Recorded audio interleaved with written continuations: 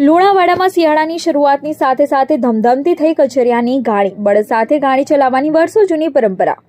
શિયાળામાં લોકો પોતાના સ્વાસ્થ્યની ખૂબ ચિંતા કરતા હોય છે, ત્યારે સૌના સ્વાસ્થ્ય રક્ષક આહાર તરીકે કચરિયું પૌષ્ટિક ગણાય છે. ઠંડીનું પ્રમાણ વધતા ઘાણીઓ ઉપર કચરિયાનું પિલાણ કરવા તેમજ ખરીદવા ભીડ જામે છે, જેનો અહેસાસ લુણાવાડામાં શરૂ થયેલ બળદ ઘાણીના ધીમી ગતિના ધમધમાટથી દેખાઈ રહ્યો છે.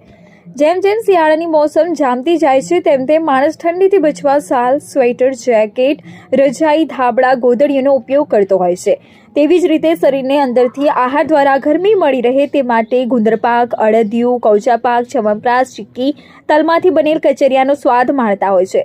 આજના ટેકનોલોજીના યુગમાં પણ બળદ વડે ચાલતી ગાડીમાં પીલાતા કચરિયાનો સ્વાદ કંઈક અલગ જ હોય છે.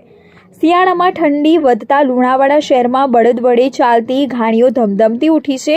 વહેલી સવારથી જ ઘાણીઓ ધમધમતી ઉઠે છે.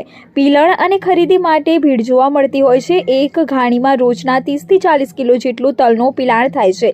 લોકો સ્વાદિષ્ટ ગુણવત્તાયુક્ત કચરિયા ખાવા ધૈર્ય રાખે છે, કારણ કે મશીનના કચરિયા કરતાં બળદની ઘાણીનું કચરિયું સ્વાદિષ્ટ હોય છે.